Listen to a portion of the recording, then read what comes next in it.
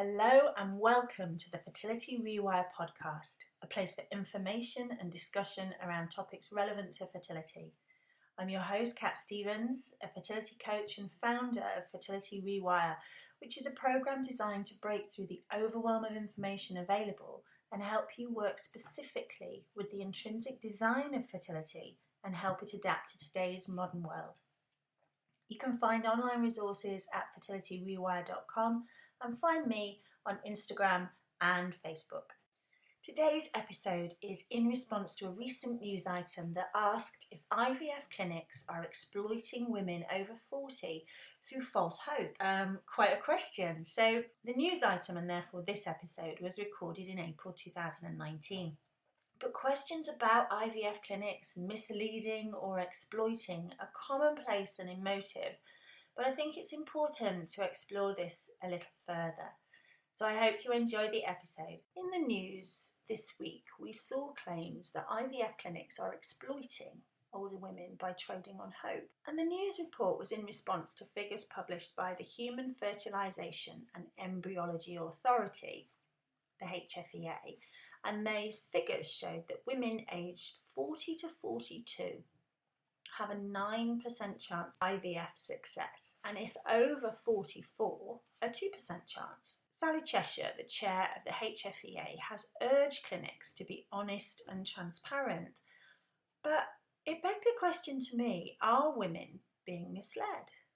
The only way I can see that they are is if the results represented within the clinics aren't true. The success rates, after all, speak for themselves, don't they? So it's an incredibly sensitive and emotional time, and even with such low odds, if you believe that this is the only way that you could potentially have a baby, what if you were in the 9% or the 2%?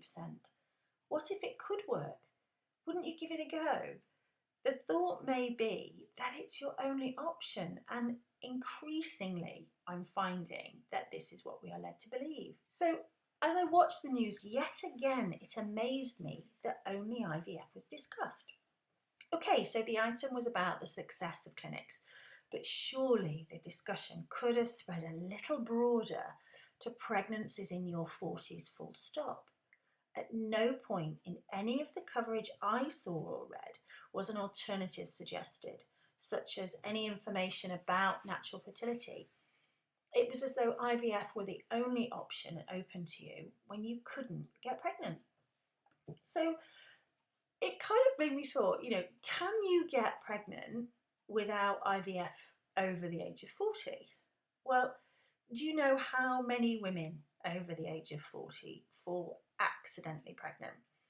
In fact, my own grandma gave birth to my mum when she was in her late 40s.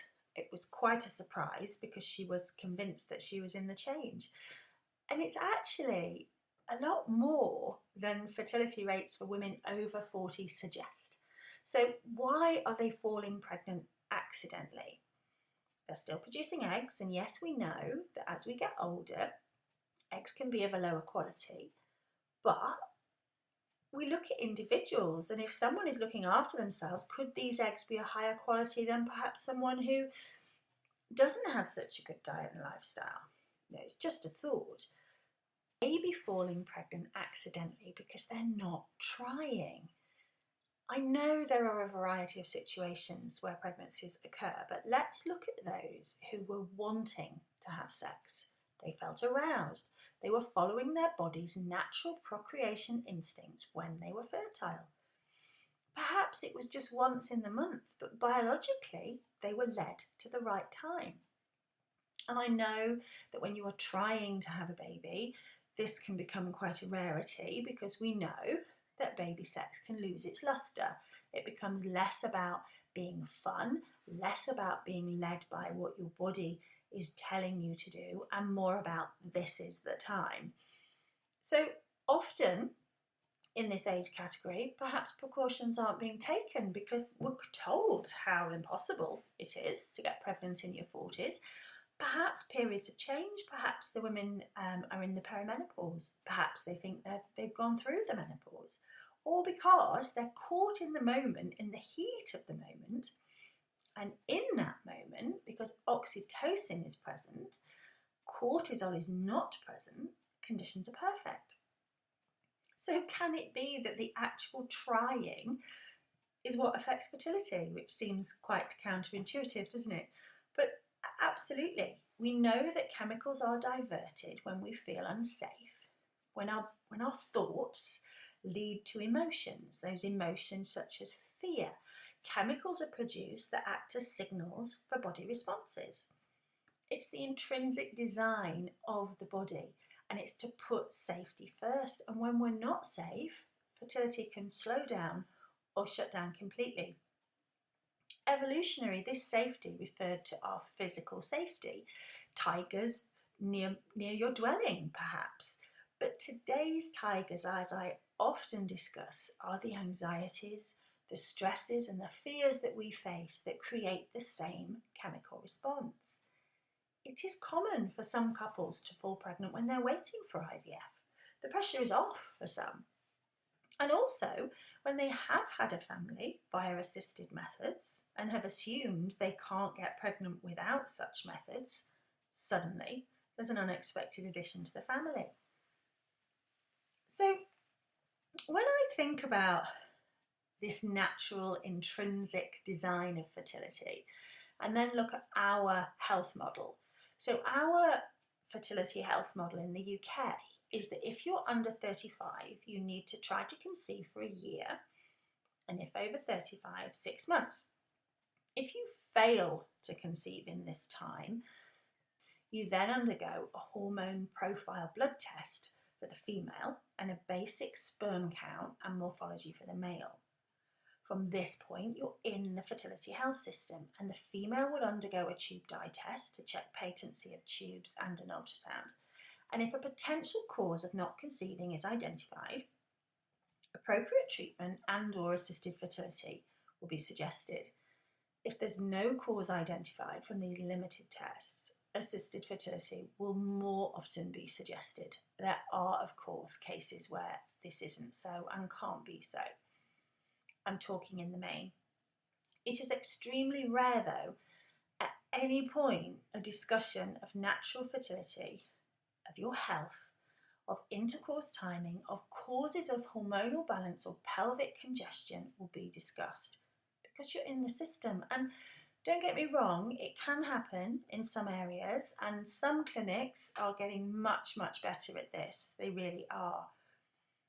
And please don't misread or mishear me and think that I'm against IVF, because I'm absolutely not. There are thousands of parents who perhaps wouldn't otherwise be so without this incredible medical advancement, and many of them are my clients. But I am against it as a perceived only option and often seen as a last resort, and it saddens me that vital fertility design information is not given.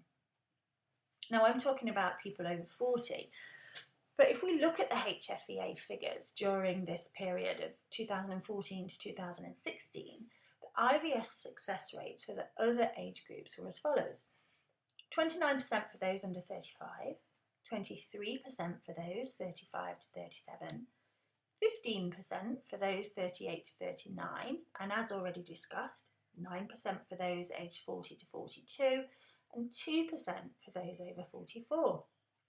There are so many variables at play here: specific health conditions, genetics, diet, lifestyle, egg and sperm DNA, and so much more. So one of the questions this raises is natural fertility being seen as an alternative therapy? And it kind of does seem that way in some ways. But I truly believe that due to the lack of understanding of how our bodies work, their intrinsic design, and how today's lifestyle affects this, we are missing a trick. Within our healthcare model, we look outwardly before we look inwardly. We take medications to treat symptoms. Those medications may cause another symptom, so we have a medication for that. We treat symptoms, not the cause. And we fail to look at the mind and body connection all too often. With limitations to access to treatment and the increasing costs, it cannot be shown as the only option, It really needs to be for those that nothing else can be done or work for. The fear that people will need IVF, the fear about the funds, the fear of the physical and emotional strain that this may take on them may in fact be a contributing factor to their lack of fertility. Because as I said earlier, when the body is in danger, so this fear that produces chemicals, these chemicals say that fertility is not vital. In fact, it's downright reckless and the body will shut it down. It's so incredible how many people are unaware of the fundamentals of fertility. And I'm not just talking about sex here. I don't know about you, but I swear that I was told that when I started my periods, that was it. I could get pregnant. And all I had to do was make sure I didn't until I wanted to. It really was that simple. So, are couples being exploited? Absolutely. But not necessarily by false hope and not necessarily by fertility clinics. It's the whole healthcare model. There is this lack of knowledge and understanding and not the tools that we need to address it. So quite simply, they're not being informed about their fertility, about the intricacies of the body, the endocrine system, how hormones are diverted, how DNA in egg and sperm can become fragmented, and what we can do about that. The effects of inflammation in their body. Masses of cortisol are produced because of the inflammation in the body, and cortisol switches down fertility. How your posture, and I'm not talking about legs up after sex or anything like that, but how your day-to-day posture and prolonged sitting and tightness in the pelvis and congestion within there can affect things. How nutrition affects things. What vitamin D does, for example, and how their mindset can affect things, and so much more. They are being exploited by the lack of information they're provided with, right from the get-go, from that period talk and beyond. They are being exploited in thinking that IVF may be their only way and that it will be okay. They are not even given the full information, I believe, during the IVF process. Because that whole list of stuff that I gave earlier, we're not told about that. We're not told how it might affect the success of IVF too. Not everywhere, and I know there are exceptions. It's not deliberate, it's the healthcare model, and we need to start looking inwardly. Our health model is that we treat symptoms because we can, and people are alive today because of that. Absolutely they are. But in doing this, and solely this, we lose the whole picture. We're not addressing the cause because the cause is not being looked for beyond the standard tests. We are being taught that we can access cutting-edge healthcare intervention, so we have stopped looking inwardly.